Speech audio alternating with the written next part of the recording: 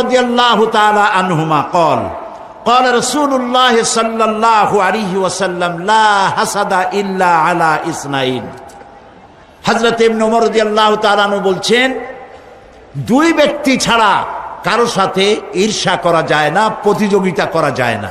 সে দুই ব্যক্তিকে, এক ব্যক্তি হচ্ছে রাজুলুন আতাহুল্লাহুল কুরআনা ফাহুয়া ইয়াকুমু বিহি আনা আল-লাইলি ওয়া আনা আন-নাহার। আল্লাহ যাকে কোরআনের ইলম দিয়েছেন এবং সেই কোরআনের ইলম দিয়ে নিজেকে প্রস্তুত করেছে, এই কোরআনের দাওয়াত মানুষকে দেয় এবং কোরআন প্রতিষ্ঠার আন্দোলনে নিজেকে শরীক করেছে, তার সাথে হাসাদ করা যায় যে আমি ওর মতো হইলাম না কেন, ওর মতো আমার হওয়া উচিত। আরেক ব্যক্তি হচ্ছে ওয়ারাজুলুন আতাহুল্লাহু মালান ফাহুয়া ইউনফিকু মিনহু আনা আল-লাইল ওয়া আনা আন-নাহার।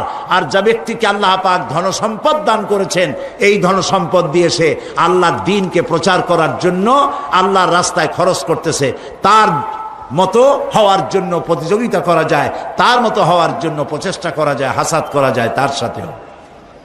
নবী করিম সাল্লাল্লাহু আলাইহি ওয়াসাল্লাম আরো বলছেন, আন উমর ইবনুল খাত্তাব রাদিয়াল্লাহু তাআলা আনহু قال قال رسول الله صلى الله عليه وسلم إن الله يرفع بهذا الكتاب أقواما ويضع به آخرين। আল্লাহ তাআলা এই কোরআনের কারণেই, এই কোরআন দিয়েই কোন জাতিকে আল্লাহ তাআলা উন্নত করেন, আবার এই কোরআনের কারণেই কাউকে অধপতিত করেন।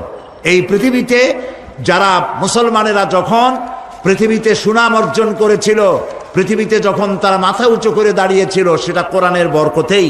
আর যখন কোরআন থেকে তারা দূরে সরেছে, তখনই তাদের উপরে এসেছে আল্লাহর গজব। এটা ঠিক কিনা বলুন? সুতরাং আমাদের বিজয় নির্ভর করে কোরআন ভিত্তিক জীবন যাপনের উপরে। ইতিহাস সাক্ষী, মুসলমানেরা যতদিন কোরআনের সাথে ছিল, আল্লাহ তাদেরকে বিজয় দিয়েছেন। আর কোরআন থেকে দূরে এসেছে, তখন থেকে তাদের উপরে আল্লাহর রহমত তাদের উপর থেকে চলে গিয়েছে। আমি গত আগস্ট মাসের প্রথম সপ্তাহে আমার স্পেন সফর ছিল। আমি স্পেনের বহুত ওয়াজ করেছি, কিন্তু স্পেন আমি চোখে দেখি নাই। মুসলমানদের বিজয় যদি কোরআনের উপরে মুসলমানেরা থাকে, তাহলে আল্লাহ তাআলা তাদেরকে কিভাবে সাহায্য করেন, আর কোরআন থেকে ইসলাম থেকে সরে গেলে পরে কি বিপদ হয়, আমি আমার চোখে দেখে এসেছি। আমি সেই আমার চোখে দেখা স্পেনের ঘটনা আমি আপনাদের সামনে এই সুযোগে বলে নিতে চাই।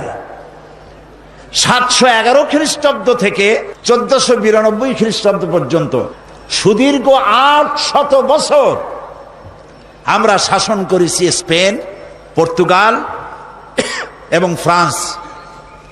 মুসলমানেরা যখন ভোগবিলাসে মাতোয়ারা হয়ে গেল, তখন তারা স্পেন ছাড়তে বাধ্য হলো। মৃত্যু, ধ্বংসস্তূপ এবং ধর্মান্তর হওয়ার শিকার হয়ে গেল তারা।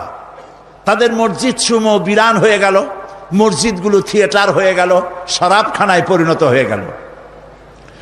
দীর্ঘ 500 বছর পর, মুসলমানেরা স্পেন ছাড়ার 500 বছর পর গ্রানাডায় একটি মসজিদ তৈরি করা হলো। সেই মসজিদে মুসলমানদের, স্পেনে মুসলমানদের পরাজয়ের 500 বছর পর প্রথম যে আজান উঠলো যে মসজিদে, সেই মসজিদে আমার দাওয়াত হলো। সেই উপলক্ষে আমি সেখানে গেলাম এবং ইতিহাসের কথা আমার মনে পড়ল। গত আগস্ট মাসের 4 তারিখে ছিল আমার স্পেন সফর। আমরা ইতিহাস থেকে জানি যে 711 খ্রিস্টাব্দে আফ্রিকার বিরাট অঞ্চল দখল করে উমাইয়া শাসকদের প্রধান সেনাপতি তারিক বিন জিয়াদ, তিনি ভূমধ্য সাগরের মধ্য দিয়ে পালতোলা জাহাজে পার হয়ে গেলেন। ভূমধ্য সাগর পাড়ি দিয়ে স্পেনের তটরেখায় গিয়ে পৌঁছলেন, যেটাকে বলা হয় জিব্রাল্টার। তারা বলে, আসলে নামটা হলো জাবালুত তারেক।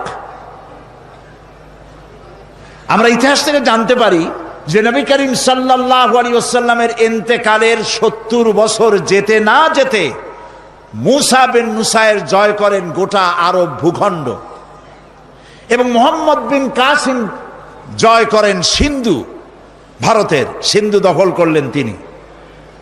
এরপরে কুতাইবা ইবনে মুসা ইবনে মুসলিম, তিনি জয় করেন গোটা এশিয়া, এশিয়ার বিস্তীর্ণ অঞ্চল, আরব, এশিয়া, আফ্রিকা এবং ইউরোপের স্পেন পর্যন্ত চলে গেল মুসলমানদের এই বিশাল বাহিনী। প্রিয় ভাই সব, জাবালুত তারেক পার হয়ে উমাইয়াদের সেনাপতি যখন স্পেনে পৌঁছে গেলেন, তিনি সাথীদেরকে বললেন, জাহাজগুলো টেনে কুলে উঠাও। জাহাজগুলো টেনে কুলে উঠানো হলো। তার সেই ভাষণ আরবি সাহিত্যে স্বর্ণাক্ষরে লেখা থাকবে। তিনি বললেন, আইয়ুহাল ইখওয়ান, আল বাহরু মিন ওয়ারাইকুম ওয়াল আদুবু আমামাকুম ফাইনাল মাফার। জাহাজগুলি তো সব পুড়িয়ে দেওয়া হলো, এখন তোমরা যাবে কোথায়? পেছনে ক্ষুধার্ত সমুদ্র, আর সামনে রয়েছে রণারিক বাহিনী, দুর্ধর্ষ বাহিনী। আমরা ইউরোপ থেকে ফিরে যাওয়ার জন্য আসি নাই, হয় ইসলামের পতাকা উড়াবো, না হয় দুনিয়া থেকে বিদায় হয়ে যাব। সেনাবাহিনী রাজি হয়ে গেল, শুরু হয়ে গেল যুদ্ধ। এবং এই যুদ্ধে আল্লাহ রাব্বুল আলামিন মুসলমানদেরকে বিজয় দান করলেন। পুরা স্পেন দখল হলো, পর্তুগাল দখল হলো, পুরা ফ্রান্স দখল হয়ে গেল মুসলমানদের। মুসলমানেরা সেখানে স্কুল, কলেজ, বিশ্ববিদ্যালয়, মাদ্রাসা ইত্যাদি তৈরি করলেন। সেখানে বড় বড় মুফাসসির তৈরি হয়ে গেলেন।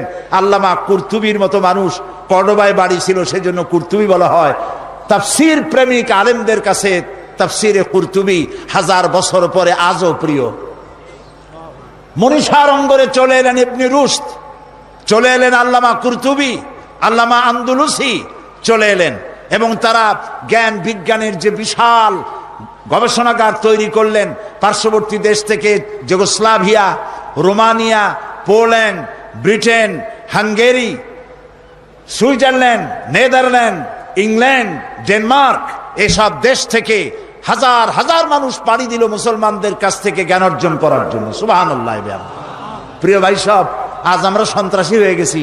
মুসলমানদের সন্ত্রাসী বলা হয়। এই ঘড়িটা আমার হাতে দেখতে পাচ্ছেন, এটা মুসলমানদের আবিষ্কার করা। কামানটা মুসলমানদের আবিষ্কার করা, বন্দুকটা মুসলমানদের আবিষ্কার করা, কম্পাস মুসলমানদের আবিষ্কার করা, জিওমেট্রি, অ্যালজাবরা, ম্যাথামেটিক্স মুসলমানদের আবিষ্কার করা। মুসলমানেরা কি না আবিষ্কার করেছে, দুনিয়াকে উপহার দিয়েছে। যখন কর্ডোবা এবং গ্রানাডায় মুসলমানেরা জ্ঞান বিজ্ঞানের শাখায় প্রশাখায় যখন তারা রিসার্চ করছে, তখন ইংল্যান্ডের মানুষেরা বাড়ি বানাইয়া থাকে কেমনে জানতো না, গাছের মধ্যে গর্ত বানাইয়া থাকতো। গোসল করে শরীর ক্লিন করে কেমনে, তাও তারা জানতো না। তখন আমরা কর্ডোবা এবং গ্রানাডায় বিজ্ঞানের বিভিন্ন শাখায় প্রশাখায় আমরা বিচারণ করেছি। আল্লামা ইকবাল এই স্পেনে এসে দুঃখ করে বলেছেন, আয়ে গুলিস্তানে উন্দুলুস वो दिन है याद तुझको, आए गुलिस्तान उंदुलुस वो दिन है याद तुझको, था तेरी डालियों में जब आशियां हमारा। हे स्पेन, তোমার অলিতে গলিতে আমার মুসলমানদের যে পদচারণা ছিল, আজ সে মুসলমানরা নিশ্চিহ্ন হয়েছে, মুসলমান নাই। সেইখানে যখন এই জ্ঞানের বিশাল গবেষণাগার তৈরি হলো, তারা পার্ক তৈরি করলো, সুয়ারেজ লাইন তৈরি করলো, ড্রেনেজ করলো, রাস্তা করলো, ফুটপাথ করলো, পৃথিবীর সব থেকে মডার্ন দেশে পরিণত করে দিল। সেইখানে শুরু হয়ে গেল 800 বছর রাজত্ব করার পর গজবটা কেন এলো তাও চোখে দেখে এলাম। তারেক বিন জিয়াদ যে মসজিদ তৈরি করেছেন কর্তুবায়, কর্ডোবা বলা হয় ইংরেজিতে, আরবি নাম কর্তুবা, বিশাল মসজিদ, 1 লক্ষ লোক নামাজ পড়তে পারে সেই মসজিদের মধ্যে। আমি যখন মসজিদের মধ্যে প্রবেশ করলাম আমার সাথীদেরকে নিয়ে, যায় দেখলাম মসজিদের ভেতরে সব মূর্তি দিয়ে ভরা। মসজিদের বিশাল মিনার, মিনারের প্রত্যেকটি খোপে খোপে একটা করে মূর্তি দাঁড়ানো। আমার সাথের কিছু লোক নামাজ পড়তে চাইলো মসজিদের ভেতরে, পুলিশ একটি এসে তাকে চেপে ধরলো, বলল ভুলে যাও, এটা তোমাদের মসজিদ ছিল, এটা মসজিদ নয়, এটা গির্জা, এখানে সেজদা দিতে দেওয়া হবে না। বুক ফেটে কান্না আসতে লাগলো। এটা ছিল সেই কর্ডোবার মসজিদ। যখন মুসলমানেরা তাদের যখন পরাজয় এলো, পারস্পরিক সন্দেহ ঘনীভূত হতে লাগলো, একজন আরেকজনকে মানে না, নেতৃত্ব মানে না, ভোগ বিলাসে মাতোয়ারা হয়েছে, বিলাসী হয়েছে, আইয়াস হয়েছে। আল্লাহর গজব এসে গেল, শুরু হলো যুদ্ধ। ইসাবেলা পয়লা এপ্রিল মাসের 1 তারিখে যুদ্ধের ঘোষণা দিলেন। যুদ্ধ শুরু হলো, সমানে মুসলমান মরতে লাগলো। তারা প্রস্তুত ছিল না, সমানে মার যেখানে পায় সেখানে। মুসলমানেরা মার খেতে খেতে হয়রান হয়ে গেল। রানী ইসাবেলার পক্ষ থেকে ঘোষণা করা হলো, কর্ডোবার মসজিদের মধ্যে যারা আশ্রয় নিবে তাদেরকে নিরাপত্তা দেওয়া হবে। নারী এবং শিশুরা তাদের জন্য ভূমধ্য সাগরে সেখানে জাহাজ রাখা হয়েছে, তাদেরকে মরক্কো পাঠিয়ে দেওয়া হবে, তারা যেন জাহাজে আরোহণ করে। জাহাজগুলি ছিল ফুটা, হাজার হাজার মুসলিম নারী আর শিশু গিয়ে জাহাজে উঠলো, জাহাজগুলি ডুবে হাজার হাজার মুসলমান শিশু আর নারী পানিতে তাদের সলিল সমাধি হয়ে গেল। 40,000 লোক পুরুষ ঢুকলো গিয়া কর্ডোবার মসজিদের মধ্যে। চতুর্দিক থেকে দরজা বন্ধ করে দেওয়া হলো, ভেতরে কেরোসিন ঢেলে দিয়ে আগুন জ্বালায় দেওয়া হলো। 40,000 মুসলমান মসজিদের ভিতরে পুড়াইয়া ভস্ম করে দেওয়া হলো। শুধু কাঁদছি মসজিদের মধ্যে ঢুকে এই দৃশ্য দেখে। বাইরে এসে দেখলাম নদী, মসজিদের পাশে একটি নদী, ছোট্ট নদী, কর্ণফুলীর মতোই হবে বা তার থেকে ছোট হবে। এই নদীর ভেতরে মুসলমান কেটে কেটে ফালানো হতে লাগলো, মুসলমানদের রক্তে দরিয়া লাল হয়ে গেল। পাশে ছিল লাইব্রেরি, মুসলমানেরা গবেষণা করত যে কিতাব, সেই সব কিতাব, হাদিস, দর্শন, বিজ্ঞান সব বই ফেলে দেওয়া হলো। সেই সমস্ত কিতাব ফেলে দেওয়ার কারণে নদীর স্রোত বন্ধ হয়ে গেল। আজকে যারা সভ্যতার দাবিদার, ইউরোপ, আমেরিকা, এরা সভ্য নয়, এরা সভ্যতার দুশ্মন, যার জন্য ইরাকের 1000 বছরের সভ্যতাকে জ্বালিয়ে পুড়িয়ে লুট করে তারা শেষ করে ফেলেছে। এরা সভ্যতার দাবি করে, আসলে তারা সভ্য নয়। প্রিয় ভাই সব, যেদিন এই মুসলমানদেরকে আগুনে পোড়ায় মারা হয়, সেই দিনটা ছিল 1 এপ্রিল, এপ্রিল ফুল। আমার দেশের মুসলমানের আজ শিক্ষিত কলেজে, ইউনিভার্সিটিতে, স্কুলে শিক্ষিত মহল এপ্রিল ফুল হিসাবে 1 এপ্রিলকে উদযাপন করে থাকে, করে না? করে কিনা বলেন? ঘটনাটা এরকম যে এক লোক বাজার দিয়ে আসছে, এসে বলছে, দৌড়াচ্ছে আর বলছে, ভাই মানির মান আল্লাহই রাখে। লোকেরা জিজ্ঞেস করলো, কেন দৌড়াও আর কেমনি মানির মান আল্লাহ রাখলো? কয় যে আমি আর বাবা দুজনে গেছিলাম হাটে, লোকেরা আমার বাপেরে ধরিয়া জুতা দিয়ে এমন পিটাইলো, আমারে কিচ্ছু কয় নাই, মানির মান আল্লাহই রাখে। যেদিন মুসলমানদেরকে পোড়ানো হলো কর্ডোবার মসজিদের মধ্যে, আর মুসলিম নারী আর শিশুকে ফুটা জাহাজে উঠাইয়া ভূমধ্য সাগরে ডুবিয়ে মারা হলো, সেই দিনটা ছিল 1 এপ্রিল। সেই এপ্রিল ফুল পালন করে আমার দেশের যুব সমাজ, পালন করে তথাকথিত শিক্ষিত সমাজ। নাউযুবিল্লাহি মিন যালিক। প্রিয় ভাই সব, আমি মাদ্রিদে প্রোগ্রাম করে তাদেরকে বললাম যে এই 2 জায়গা আমাকে দেখাতেই হবে। বিশাল দেশ, আল্লাহ কত নিয়ামত সেখানে দিয়েছেন। 645 কিলোমিটার মাদ্রিদ থেকে কর্ডোবা, কর্ডোবা থেকে 280 কিলোমিটার গ্রানাডা, আর গ্রানাডা থেকে 270 কিলোমিটার হচ্ছে মাদ্রিদ। প্রায় 1300 কিলোমিটার জায়গা, ফজর থেকে নিয়ে রাত 12টা পর্যন্ত। আবার রাজধানীতে ফিরে সেই সব জায়গা দেখে এলাম। সেই মসজিদে গেলাম যেই মসজিদে আজান হয়েছে 500 বছর পর। স্পেনের মধ্যে 500 বছরের ভিতরে বাইরে কোনো আজান দেওয়ার আইন ছিল না, বন্ধ করে দেওয়া হয়েছে। মুসলমানেরা সেখানে কেস করলো, বহু মামলা করে, 22 বছর মামলা করিয়া একটা ছোট্ট জায়গা পাইলো। তার পাশে আবার একটা বিশাল গির্জা, জানতে পারলাম ওইটা গির্জা না, ওটাও মুসলমানদের তৈরি করা মসজিদ ছিল, সেটারে বানাইছে তারা গির্জা। সমস্ত মসজিদগুলি শরাবখানা, থিয়েটার আর সিনেমায় পরিণত করেছে তারা। 22 বছর মামলা করে একটি ছোট্ট মসজিদ বানালো। সৌদি আরবিয়া এবং ইউনাইটেড আরব আমিরাটস এদেরকে টাকা দিল। $4,50,00,000 দিয়ে এই মসজিদটা নির্মাণ হলো। মসজিদে নামাজ পড়তে লোক আসলো মাত্র 1.5 কাতার কি 2 কাতার। শুনলাম আজ আর স্পেনে মুসলমান নাই। প্রায় 5 কোটির মতো লোক বাস করে স্পেনে। সেখানে মুসলমানদের সংখ্যা 25,000-এর মতো, সব বহিরাগত, স্থানীয় মুসলমান কেউ নাই।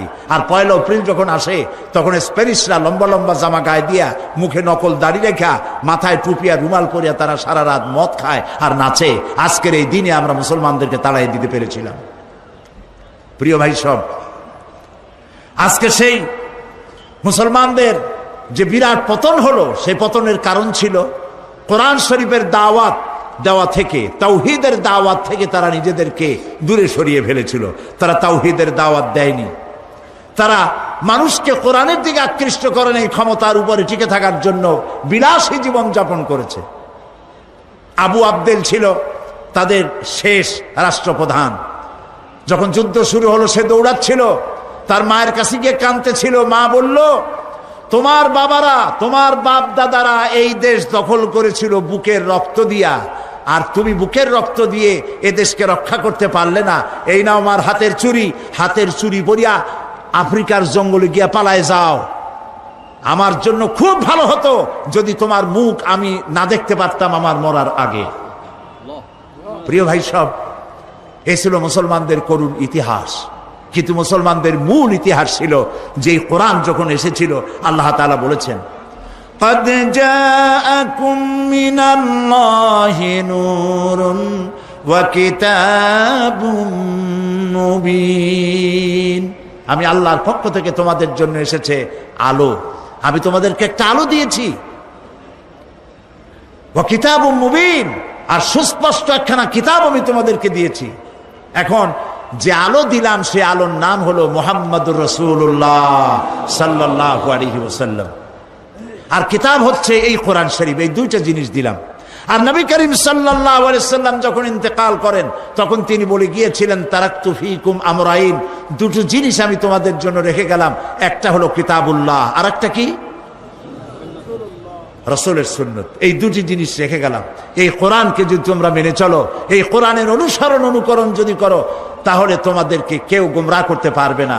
সুতরাং আজকে যদি পৃথিবীতে মুসলমান বেঁচে থাকতে চায়, তাহলে এই কোরআন নিয়ে বাঁচতে হবে। যদি বাঁচতে চায়, কোরআন নিয়ে বাঁচতে হবে। কোরআন ছাড়া মুসলমানদের কোনো অস্তিত্ব থাকবে না। মাছ যেমন পানি ছাড়া বাঁচতে পারে না, মুসলমান তেমন কোরআন ছাড়া বাঁচতে পারে না। নবী করিম সাল্লাল্লাহু আলাইহি সাল্লাম পৃথিবীতে এসেছিলেন আল্লাহর একত্ববাদকে প্রতিষ্ঠিত করার জন্য। বান্দা আর আল্লাহ, মাঝখানে নেতা হচ্ছেন মুহাম্মদুর রাসূলুল্লাহ সাল্লাল্লাহু আলাইহি সাল্লাম। এর মাঝখানে আর কোনো পীর খাজা বাবা যেন না ঢোকে। কলিজা থেকে সকল প্রকারের ভয় ভীতি উঠায় ফেলতে হবে। এই কলিজার মধ্যে ভয় থাকবে কার? চিল্লায় বলুন কার? আর এই কলিজার মধ্যে মহব্বত থাকবে কার? আল্লাহ এবং রাসূলের। আল্লাহ এবং রাসূলের। প্রিয় ভাই সব, কোরআনে কারীম সর্বোত্তম ব্যক্তি কে?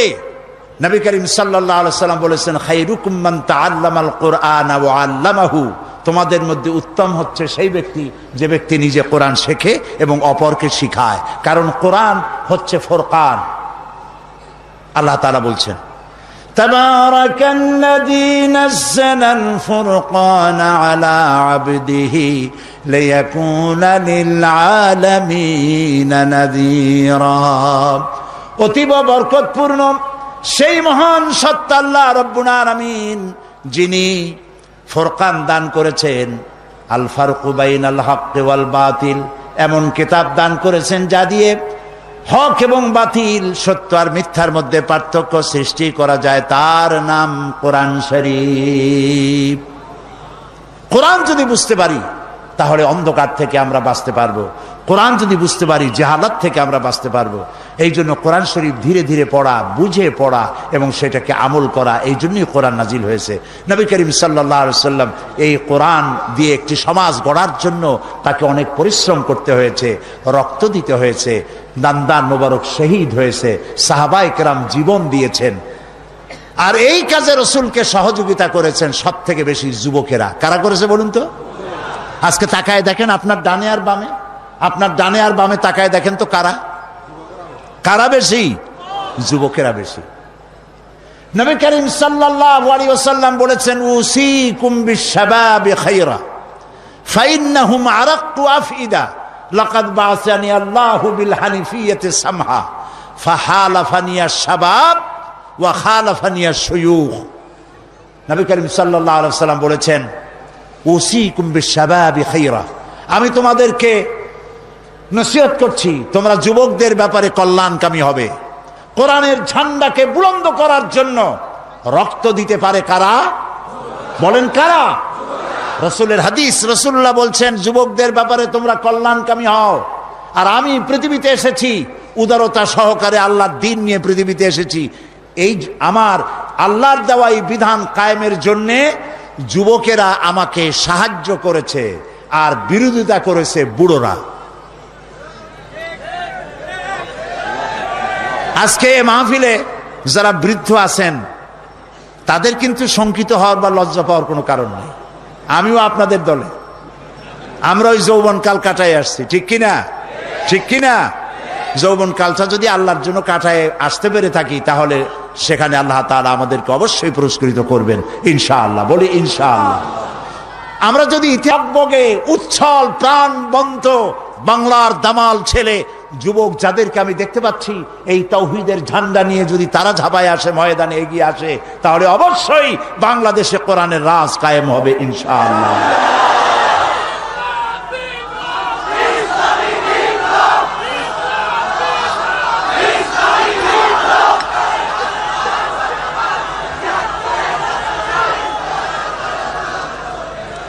প্রিয় ভাই সব, আমরা দেখতে পাই যুবকরা যে সব থেকে বেশি কোরআনের জন্য যারা জীবন দিলেন যুবকরাই তার মধ্যে বেশি ছিল। হযরতে আব্দুল্লাহ, যার নাম ছিল আব্দুল উজ্জা, আব্দুল উজ্জা, বয়স ছিল 20 বছর। নবী করিম সাল্লাল্লাহু আলাইহি সাল্লামের পর ঈমান আনার জন্য মন ছিল তার খুবই কাতর, কিন্তু চাচার অধীনে ছিলেন বলে তিনি আসতে পারতেছিলেন না। নবী করিম সাল্লাল্লাহু আলাইহি সাল্লাম হিজরত করলেন। আব্দুল উজ্জার মন কাঁদতে লাগলো যে ইসলাম কবুল করতে পারলাম না। তিনি চলে গেলেন চাচার কাছে, বললেন, চাচা, মুহাম্মদ সাল্লাল্লাহু আলাইহি সাল্লাম যে আখিরি জামানার পয়গম্বর, সে ব্যাপারে আপনার মত কি? তিনি বললেন, আমারও তো তাই মনে হয়। আচ্ছা, আপনি কি ঈমান আনবেন? কয়, না, ঈমান আনবো না। আব্দুল উজ্জা বলল, আমি তো চিন্তা করছিলাম আপনি ঈমান আনবেন, আর তাই দেখে আমি ঈমান আনবো, কিন্তু আমার তো কপাল খারাপ, আপনি ঈমান আনলেন না। তাহলে আপনি সাক্ষী থাকুন, আমি কিন্তু মুসলমান আগেই হয়ে গেছি মনে মনে। আপনারে শুনাইয়া পড়লাম লা ইলাহা ইল্লাল্লাহু মুহাম্মাদুর রাসূলুল্লাহ। চাচা বলছে, ভাতিজা তুমি কি জানো এটার পরিণতি কি? কয়, না, জানি না। এটার পরিণতি হলো তোমার বাড়ি ঘর জায়গা জমিন উট ছাগল যা দিছি সব আমার, এগুলো সব ফেরত দিতে হবে। তিনি বললেন, সব ফেরত দেওয়ার জন্য আমি প্রস্তুত। চাচা বলল, শুধু তাই না, তোমার পরনে যে কাপড় আছে, গায়ে জামা আছে, ওটাও আমার দেওয়া, এটাও দিয়ে ফেরত দিতে হবে। অবলীলাক্রমে মুখ বুঝে আব্দুল্লাহ গায়ের জামা পরনের লুঙ্গি খুলে দিয়ে দিল। না, হাদিস। আব্দুল্লাহ, আব্দুল উজ্জা তখন নাম, তিনি এই ল্যাংটা অবস্থায় মায়ের কাছে গিয়ে হাজির হলেন। মা তার উলঙ্গ যুবক ছেলেকে দেখে 2 হাতে চোখ চেপে ধরেছেন, নিজের চোখ। বললেন, তোমার এই দুর্দশা কেন? ছেলে বলল, মা, ঈমান আনতে গিয়ে সব হারাইছি, কিন্তু ঈমান হারাই নাই। তুমি আমার কাছে কি চাও? আব্দুল্লাহ বলল, আব্দুল উজ্জা বললেন, কিছু চাই না মা, আমি এই দেশে থাকতে পারবো না, আমি চলে যেতে চাই আমার মাহবুব সরওয়ারে কায়নাত মুহাম্মদ রাসূলুল্লাহ সাল্লাল্লাহু আলাইহি ওয়াসাল্লামের মদিনায় যাইতে চাই, কিন্তু আমি ল্যাংটা যাবো কেমনে? আমার একটু কাপড় দেন। মা বলল, আমার কাছে তো অতিরিক্ত কাপড় নাই, আছে একটা ছেঁড়া কম্বল। দেন সেইটা। ছেঁড়া কম্বলটা পরলেন, সেটা হাঁটু ঢাকলো না। এই অবস্থায় পায়ে হেঁটে দিনের পর দিন খেয়ে না খেয়ে যুবক আব্দুল্লাহ আব্দুল উজ্জা চলে গেলেন মসজিদে নববীতে। মসজিদে নববীতে বসে আছেন, হাঁটুর উপরে কাপড়, যুবক বসা, মাথার চুল উস্কো খুস্কো, ক্ষুদায় চক্ষু কোটরগত। হযরতে নবী করিম সাল্লাল্লাহু আলাইহি ওয়াসাল্লাম হুজরা থেকে বেরিয়ে এসে তার দিকেই নজর পড়েছেন। জিজ্ঞেস করলেন, তুমি কে? তোমার এই অবস্থা কেন? আব্দুল উজ্জা নিজের নাম বললেন আর ঘটনা শুনাইলেন। নবী করিম সাল্লাল্লাহু আলাইহি সাল্লাম বললেন, তোমার নাম আব্দুল উজ্জা নয়, তোমার নাম আব্দুল্লাহ। আসহাবে সুফফা তাদেরকে বললেন, একে কোরআন শরীফ শিখাও। আসহাবে সুফফা তাকে কোরআন শরীফ শিখাইতো এবং তিনি কোরআন শরীফ চিল্লায় চিল্লায় পড়তেন, জোরে জোরে পড়তেন। আসহাবে সুফফা নবী করিম সাল্লাল্লাহু আলাইহি ওয়াসাল্লামকে অভিযোগ করলেন যে তার চিল্লানির জ্বালায় আমরা ঘুমাইতে পারি না। আল্লাহর নবী বলেন, ও আমার সাহাবীরা, আব্দুল্লাহ তার ঈমান আনার জন্য সব ছেড়ে এসেছে, এমনকি পরনের কাপড়টাও আনতে পারে নাই, তারে চিল্লাইতে দাও, প্রাণ ভরে তাকে তেলাওয়াত করতে দাও, কারণ চড়া দাম দিয়া সে ঈমানকে রক্ষা করেছে। ইত্তাবু শরীফ, তাবুকের যুদ্ধ শুরু হয়ে গেল, যুদ্ধের দামামা বেজে উঠল। নবী করিম সাল্লাল্লাহু আলাইহি ওয়াসাল্লাম সাহাবায়ে কেরামদের কাছে, সাহাবায়ে কেরামের কাছে চাঁদা চাইলেন। রোমানদের বিরুদ্ধে যুদ্ধ হবে, যার কাছে যা আছে নিয়ে আসো। সবাই দিতে লাগলো, সোনা দিল, দানা দিল, অস্ত্র দিল, টাকা দিল, পয়সা দিল, সব নবীজির সামনে স্তূপ হয়ে গেছে। নবীজিকে ওপাশ থেকে দেখা যায় না। আল্লাহর নবী বললেন, তোমরা তো সবাই দিলে, কিন্তু আবু বকর কোথায়, তারে তো দেখি না।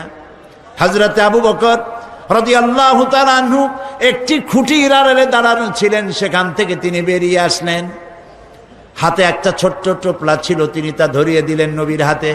নবীজি টোপলাটার মুখ ছেড়ে যখন ঢাললেন, দেখা গেল তার থেকে বেরিয়ে এসছে কয়েক কেজি গম আর কিছু দিরহাম।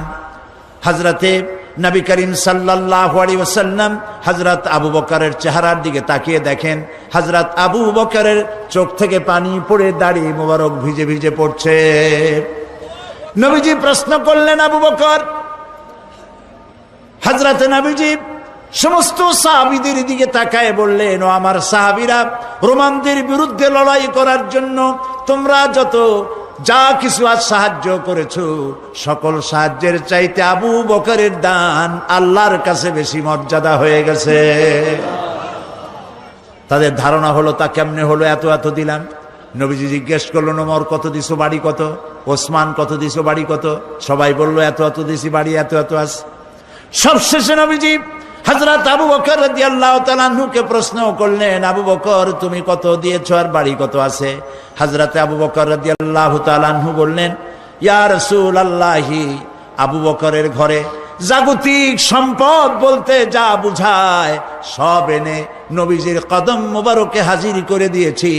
আমি আবু বকরের ঘরে আল্লাহ এবং রাসূল ছাড়া কোনো জিনিস আর এখন বাকি নাই। নবীজি 30,000 সৈন্য নিয়ে আগালেন জিহাদের জন্য।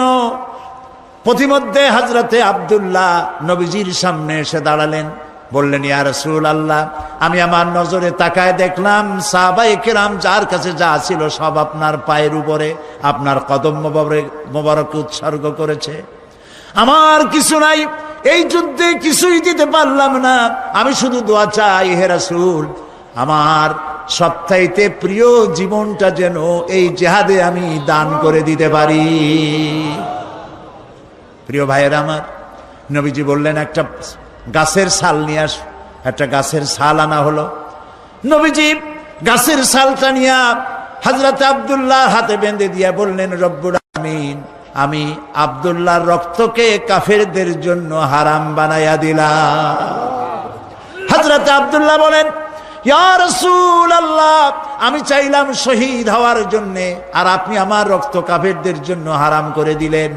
নবীজি বললেন, আব্দুল্লাহ, এখন যদি তোমার মওত জ্বরেও হয়, শহীদি মওত হয়ে যাবে। নবী করিম সাল্লাল্লাহু আলাইহি সাল্লাম রোমানদের সাথে লড়াই করার জন্য চলে গেলেন তাবুকে।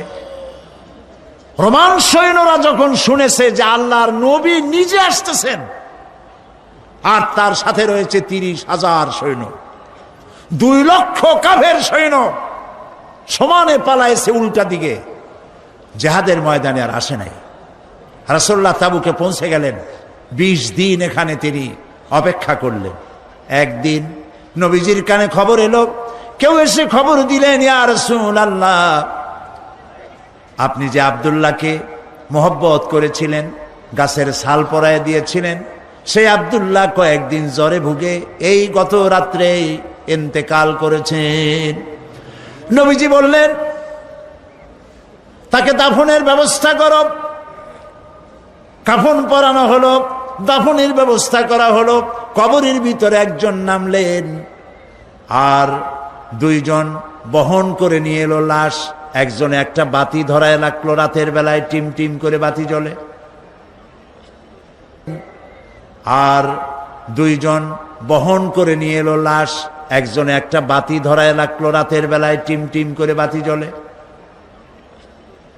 যিনি কবরে নেমেছেন তিনি বলছেন, তোমরা যে লাশ বহন করে আনতেছো, এই লাশের প্রতি তোমাদের ভাইয়ের প্রতি আদব করো, যত্ন করো, সম্মান করে নিয়ে এসো, আদবের সাথে নামাও। যিনি কবরের ভেতরে বসে এই লাশ ধরলেন তিনি আর কেউ নয়, বিশ্বনবী মুহাম্মদুর রাসূলুল্লাহ সাল্লাল্লাহু আলাইহি সাল্লাম নিজে কবরে দাঁড়ায়া লাশ নামাইয়া দিলেন। যারা লাশ বহন করে আনলেন তারা ছিলেন হযরত আবু বকর, হযরত ওমর রাদিয়াল্লাহু তাআলা আনহুমা। যিনি বাতি ধরিয়ে রাখছিলেন তিনি হযরত বেলাল। নবী করিম সাল্লাল্লাহু আলাইহি সাল্লাম নিজ হাতে আব্দুল্লাহকে শোয়াই দিয়া কবরের উপরে সে মাটি দিয়ে নবীজি দুই হাত আল্লাহর দরবারে উঁচু করে বলেন, রব্বুল আলামিন, এই কবরের মধ্যে আব্দুল্লাহকে শোয়াই দিলাম। আজকের সন্ধ্যা পর্যন্ত আমি তোমার রাসূল আব্দুল্লাহর উপরে রাজি ছিলাম। আল্লাহ তুমি আব্দুল্লাহর উপরে রাজি আর খুশি হয়ে যাও। হযরত আব্দুল্লাহ ইবনে মাসউদ রাদিয়াল্লাহু তাআলা আনহু সেখানে দাঁড়ানো ছিলেন। তিনি বলতেছিলেন, আহারে, আজ যদি আব্দুল্লাহর লাশ না হয়ে আমার লাশ হইতো, আমার ভাগ্যটা খুলে যেত। প্রিয় ভাইয়েরা আমার, যারা আল্লাহর দ্বীনের জন্য জীবন দিলেন তারা যুবক ছিলেন। এই যুবকেরা আল্লাহর দ্বীন প্রতিষ্ঠার জন্য স্ত্রীর মায়া ভুলে গিয়েছে, মায়ের মায়া ভুলে গেছে, বাপ মায়ের মায়া ভুলে গেছেন। কোরআন প্রতিষ্ঠার জন্য জান মাল সকল কিছুকে উৎসর্গ করে তারা ময়দানে নেমেছেন। এই রক্তের উপর ইসলামের পতাকাকে আল্লাহ উড্ডীন করে দিয়ে মদিনায় আল্লাহ দ্বীন প্রতিষ্ঠা করে দিয়েছিলেন। আজ যদি পৃথিবীর দ্বিতীয় বৃহত্তম মুসলিম দেশ, এই দেশে যদি আমরা কোরআনের পতাকাকে উড্ডীন করতে চাই, তাহলে যুবকদেরকে ময়দানে আগায় আসতে হবে, যুবকদেরকে এগিয়ে আসতে হবে। তাওহীদ এবং বেদাত, তাওহীদ এবং তাওহীদকে প্রতিষ্ঠিত করার জন্য শিরক এবং বেদাতকে নির্মূল করে দিয়ে আল্লাহর দ্বীন প্রতিষ্ঠার জন্য আগায় আসতে হবে। তাহলে আশা করা যায় পৃথিবীতে, এই গোটা বিশ্বের ভিতরে দ্বিতীয় বৃহত্তম মুসলিম দেশ, এদেশে আল্লাহর কালেমার পতাকা একদিন উড়বেই উড়বে ইনশাআল্লাহ। আমরা কি সেই আল্লাহর দ্বীনের পতাকা, কোরআনের পতাকা আমাদের দেশে উঠুক, এটা কি আমরা চাই? বলেন, এটা কি আমরা চাই? প্রিয় ভাই সব, কোরআনের আইন প্রতিষ্ঠার জন্য শুধু ওয়াজ শুনলে হবে না, আন্দোলনের শরীক হতে হবে। রাজি আছেন আপনারা?